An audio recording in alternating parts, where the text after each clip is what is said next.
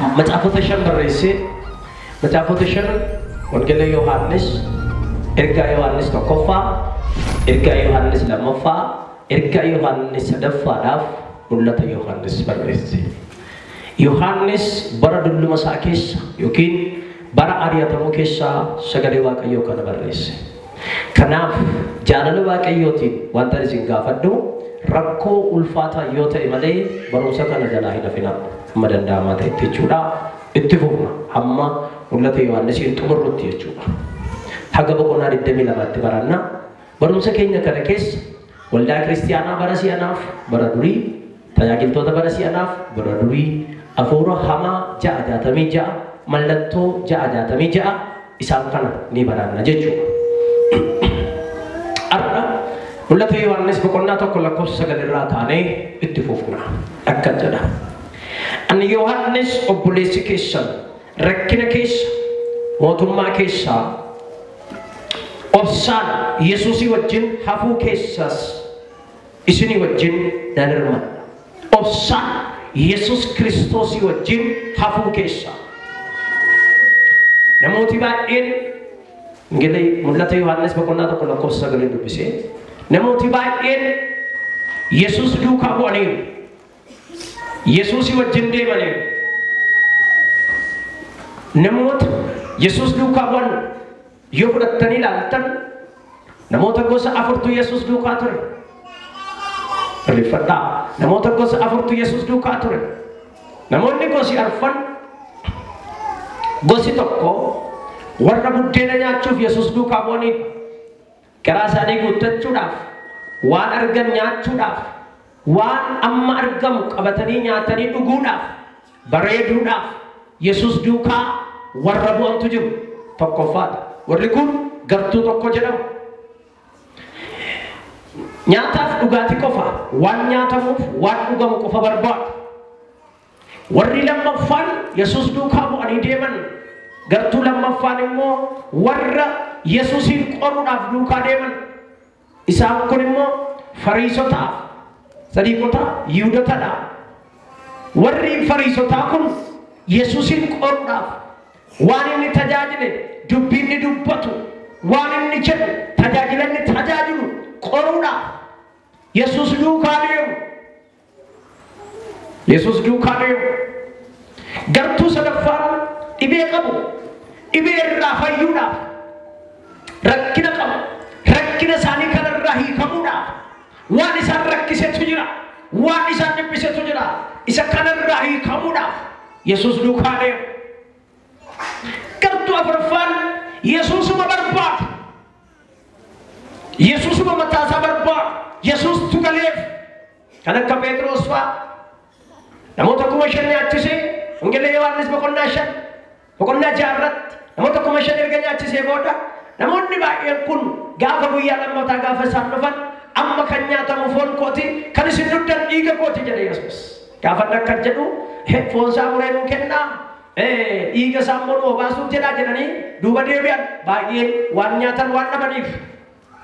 Bartootatti galagalee gaaffii tokko gaafate Yesuus akkana jedhe sinoo deemuu barbaaddu ittiin jedhe Phexros akkan jedhe si dhiifnee eessa dhaqnaa si bira buddeena irraa nyaatamee dhumu miti buddeena jireenyaatu jira. Kanaaf warrooti murteeffatanii Yesuus duukaa bu'an jiru. Gabaabaatti jaroota kana arfantu Yesuus duukaa bu'ee Yesuus duukaa deemaa ture. Yohaannis warra Yesuusirraa waa barbaadan utuu hin taane warra Yesuusin barbaadan keessaa isa tokko. Rifadhaa warra Yesuusirraa waa barbaadan odoo hin taane warra Yesuusin barbaadan keessaa isa tokko. Warri Yesuusirraa fayyina barbaadanii fayyina dhaban gaafa fayyinni sun isaaniif hin taane maal godhu Yesuusin dhiisanii deemu. Warri qabeenya barbaadan gaafa qabeenyi sun hin kennamneef qabeenya sana dhaban Yesuusin dhiisanii hin deemu. Rifadhaa waa'ee naasaa yookaan warri immoo taayitaa barbaadan taayitaa sana gaafa dhaban Yesuusin dhiisanii deemu. Warri waan garaagaraa barbaadan sana gaafa dhaban Yesuusin dhiisanii deemu. warri Yesuusin barbaadanii deeman garuu warri Yesuus qofa ilaalanii deeman garuu ቢሆንም ባይሆንም ቢሳካም ባይሳካም ከክርስቶስ ጋር ናቸው። ዮቴስ ዮቶባተስ ዮምጀተስ ዮምጀቹባተስ ኤኝ ወጅንዴው ኢየሱስ ይወጅንዴው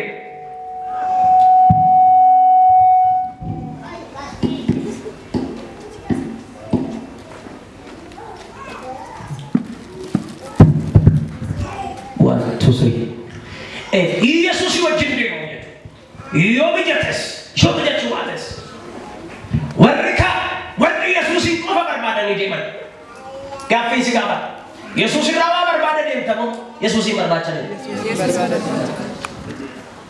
ሄሎ ኢየሱስ በርባዳ ማለት ኢየሱስ በርባቸነ በነምና ኢየሱስ ይመርባዳ ሁጉማኩ ሁጉማ ዮቴስ ዮቶማቴስ ዮጉቴስ ዮጉቱባቴስ ኢየሱስ ብራ ነፍቶካ harka kee walitti rukuti baay'ee keetti.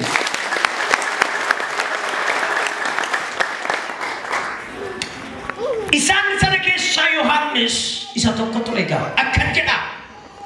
Ari'atamuu rakkina guddaa keessa Yesuusin wajjin hafee. Haleluuyaa. Phaawulos immoo akkan jedha. Roomee boqonnaa 8 gara xumuraasaa gaafa dhaqanii dubbiftan ari'atamuun beelli wanta amma jiru wanti dhufus jaalala Kiristoos irraa adda nu baasuu hin danda'u. Ameen.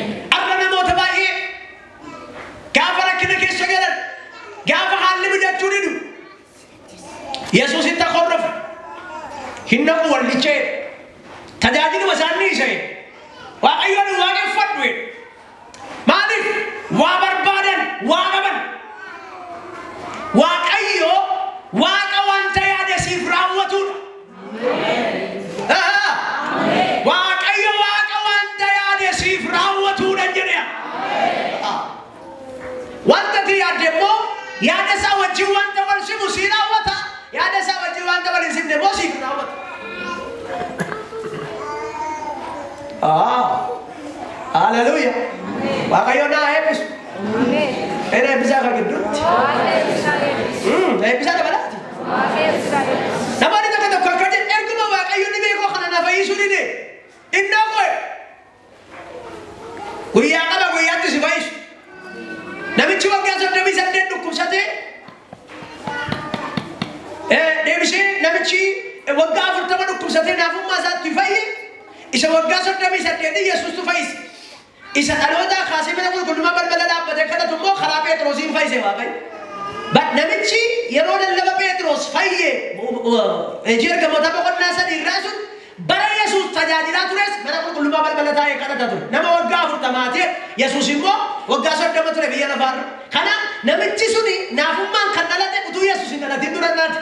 Bara tajaajila Yesuus hin fayyine namichi bara tajaajila Phexros hin fayyine. Ameen. Iyyiitti amiin jedhi daban. Waaqayyo karaa si yaadatu bara si yaadatu qaba. Itti dabalee amiin jedhi qaba. Ameen. Dabalee amiin jedha. Ameen. Kanaaf ankoo yaadatamuu dide ankoo furamuu dide jetteen taa'in. Yohaannis boqonnaa 5 irratti waggaa 38 kan ciise fayyise. Garuu isa dura kan ture immoo waggaa 40 kan rakkate immoo karaa Phexrosiin Waaqayyo hiike. Ibboo kee karaa raatii biraa hiikamuu danda'a karaa nama biraa hiikamuu danda'a. Ankoo hiikamuu dide jettee waldaanis hin oodiin waaqaanis hin oodiin. Namoota baay'ee tajaajila dhiisee qaba. Namoota baay'eetu tajaajila dhiisee waldaa dhiisee Waaqayyoon dhiisee namoota baay'eetu deema. Maaliif yoo jettan Waaqayyo irraa waa barbaadu wanti isaan barbaadan sun immoo hin ta'u. Gurbaa tokkotu waa'ee amantii barsiisee jennaan akka jedha ture naannoo Hayaagatti Tamaariffaan hin barsiisan ture. Na waa'ee amantii barsiiseen kutaa lama duubaan barsiisee ganaa kutaa 6 qaba ture inni kutaa lama sana irratti gadi baheetu kooqii ilaalee በጌታ በኢየሱስ ስም ይሄ ብዬ ነው እግዚአብሔር ካሰጠን አላመልክም። የሰው ሰርቆ የሚሰጥ አምላክ የለም። አሜን አሜን እንደ ለበረድ በቆም አርግ ባይ በረድ እንተለቲኒ ና እቱም ሚሳኛ ታጅሩ በጌታ በኢየሱስ ስም እግዚአብሔር በቃ ለኔ ሰጥቶሻል። ሃሌሉያ Maaliif kanata amantiidhaan dubbadhaa sirrii ta'an jedhe ganaa kutaan biraa jira. Inni isheen waduwaa qabate sokke. Namni amantiin dubbata wanti dubbate montaaf jedheen barsiisen kutaa sanarran ga'e bakka ho'anii maraatanii mayaan maaliif faba sagantaan sana. Gadi baanee bishaan bakka beektaa beeyyeesuus himaanchii yeneen ashee. Wanni namni nunee dha ettese. Aldaatee gurbaa innaan bakka dubbadheera maqaa Yesuusin ati kanuma gooti. እንደዚህ አይደለም ጀሬና ረጋጋ ወርባ እንደምን ሆነ ነው አንተ ደግሞ መጀመሪያ መድረክ ላይ ስታስተምረን ተናገሩ ይሁንላችኋል ብለህ አሁን ደግሞ ልታስፈልገኝ ነው እንዴ? ሃሌሉያ ጋባይን እንድዱ ይሸኒ ሰመንቲዳ ጡረራ ተከጀት በቃ ወሊ ጋር ረኮ ቆበቴ ጋፈ ጉያ ለመታ ደለም አባ መና ቀብዲ ይጆለ ለመቀብዲ ፍዴ አፌርተ ጋም ታአኒ ሚሳያታ ጅል ወልበራቴ አባ መናሽስ ነመጎፍታ ዲሽን ነመጎፍታ ቢሻቱና ወልበራኒ ከዛት ሙረረቲ እጋ እግዚአብሔር ከተናገረ እስቲ እነዚህ ልጆች ምን ያድርጎ ነው ላንተ የሚሰጥ የተን አይ ልጅ ካለሽማ አልፈልግሽም እንዴ አሜን ሃሌሉያ አሜን አሜን لا واقعي وين ما تبربادو دوبا برتقالي بربادو برتقالي سي دربته يروت كيكي بربادو كيكي سي دربته دابو يروت بربادو دابو سي بوري ها توما كيسا كانت غنغشو دي واقعي ركنا كيسات غوفتا وجن توقبدا اريا تبو كيسات امين اككنا يوحنس اكسان اني سغلي واقعيو كنا شنن برسوسا توماس فان توكو برسيني لا كوسا كيسا جيرو ارغموتا كيسا واقعيو نملا كوساتي لا كاوسين غوري امين نمنا امين جدي مالتا امين نكن ما سبو كيجرو قبيتي واقعيو جدي مي لا كوسو دوا دابسنو من جدي لا كوسو غودو سنو من جدي مال دغا واقعي ننقد دغا فوايسالي يا دويتا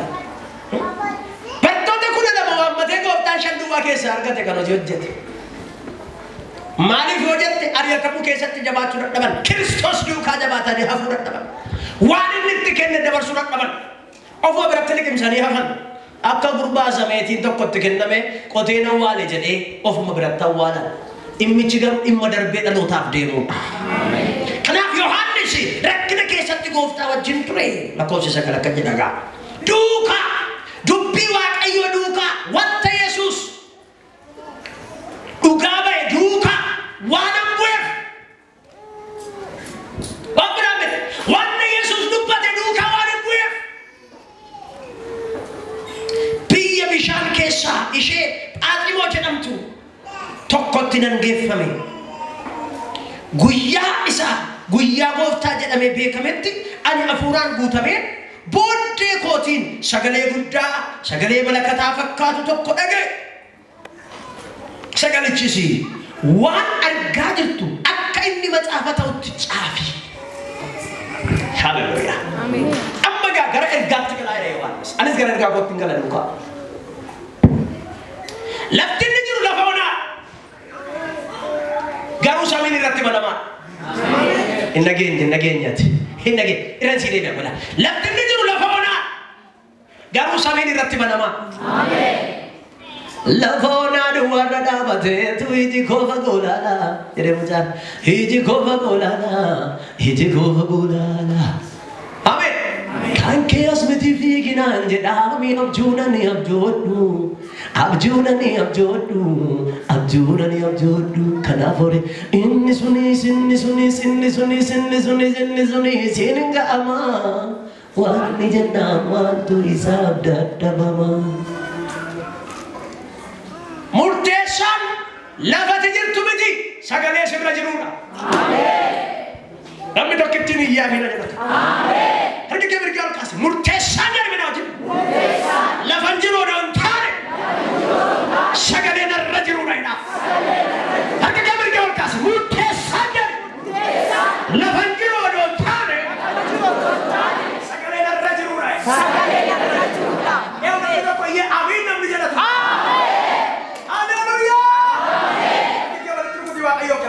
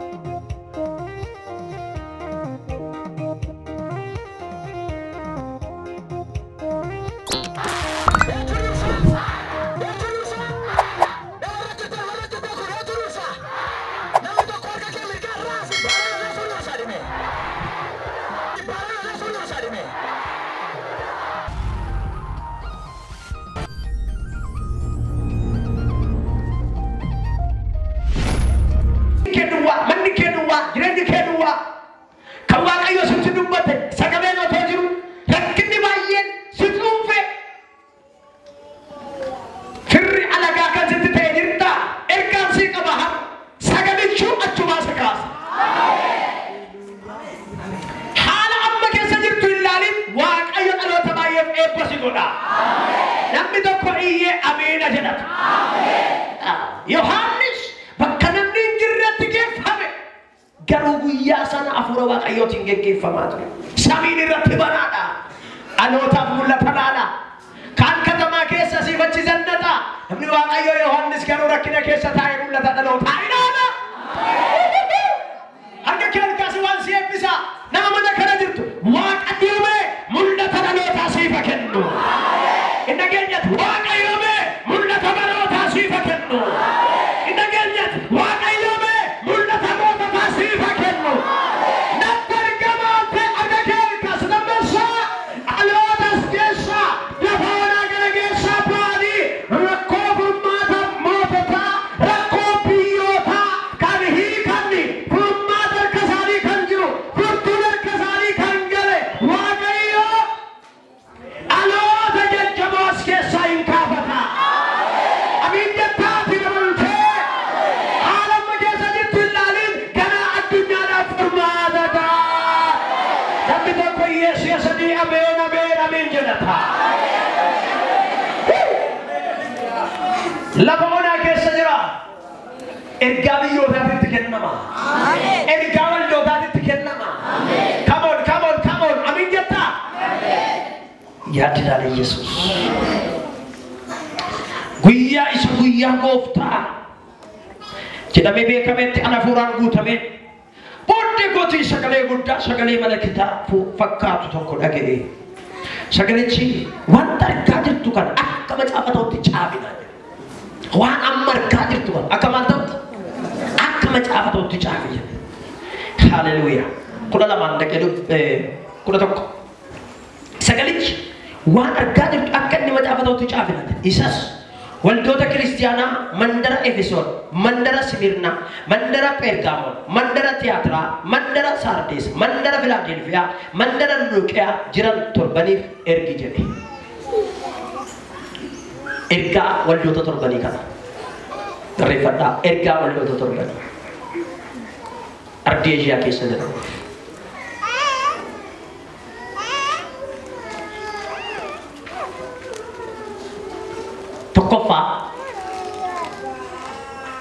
tokkoffaa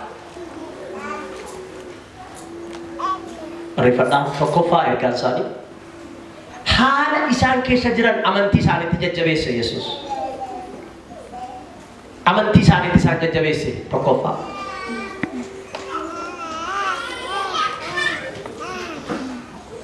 wanta gaarii isaan qabatanitti isaan jajjabeesse lammaffaa waan isaan irraanfatan isaan yaadachiise waan isaan irraanfatan isaan yaadachiise sadaffaa barsiisa sobaaf raajii sobaa bara sana waldoota kiristaanaa keessa jiran akka isaan adda baafatan isaan godhe raajii sobaa barsiisa sobaa waldaa kiristaanaa keessa seenan akka isaan adda baafatan isaan godhe ergaan waldaa kana torbanii kan of keessaa qabata yaada ijoo kana sadan jechuudha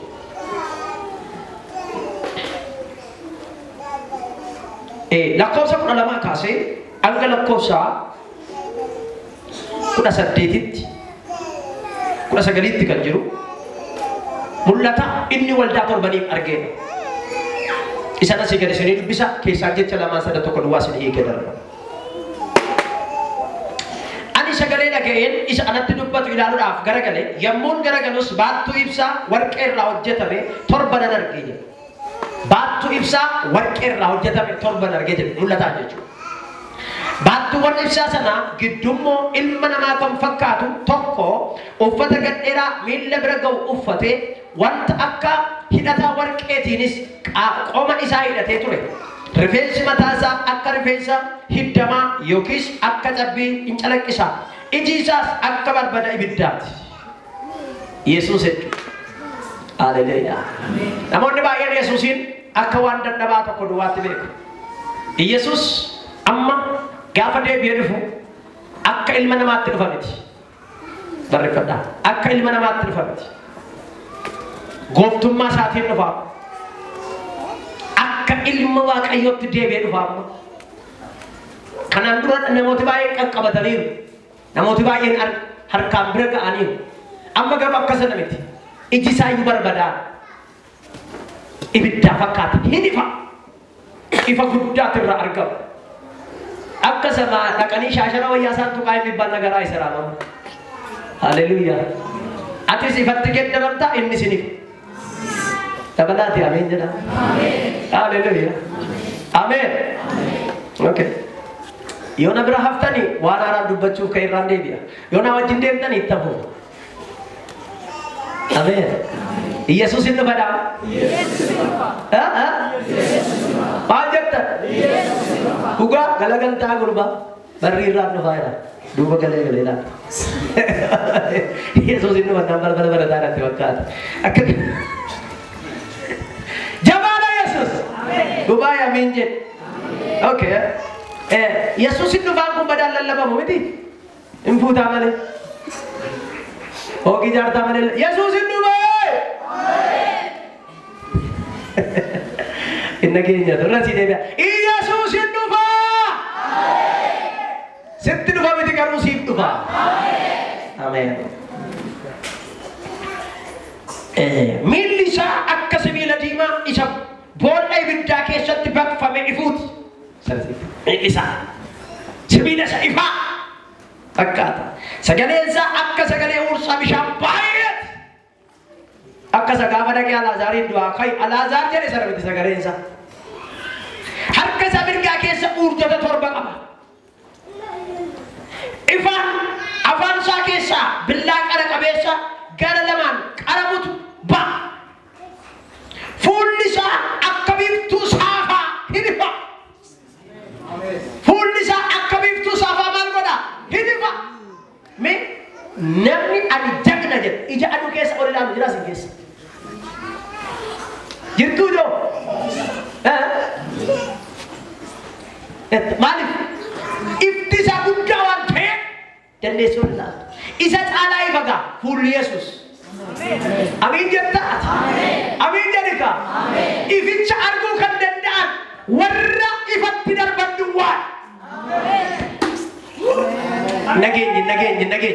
Ificha wajjin tarree taa'uu kan danda'an warra ifa ta'an qofadha. Tokkoffaa Pheexroos boqonnaa 2 lakkoofsa 9 kaasee gara ifa isaa isa dinqisiisaatti waamamnee dhufne. Haleluuyaa. Warri dukkana keessa jirtu. Warri rabtu halkanii rabte nama taa'amni deeggadda laannee irra turte. Warra guyyaati. Kubaay waldaa du'aa ka'u warra guyyaati. Haleluuyaa. Yommus isa arge akka nama du'ee miilla isaa jalatti nan kufee bakka anamma du'eera jedheen miilla isaa jalatti kufee gaafa humni Waaqayyo namoonni nama tokko kan jedhu hafuurri Waaqayyo erga namarra dhufe namni maa kufaa maaf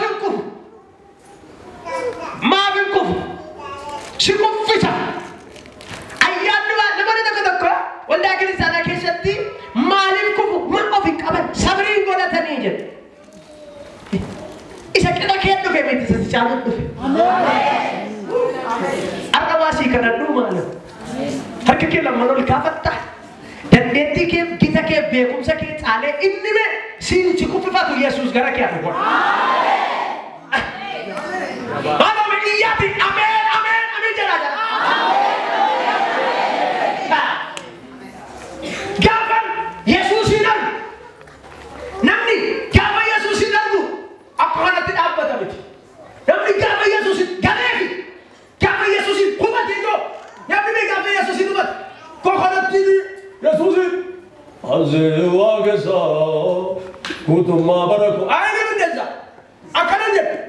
Kapan Yesus ganefi namni ante? Apa temeti? Ise ganjalate. Awara kesa Yesus ini pojame. Wali kau tu walale. Akan nama duit pun kuda.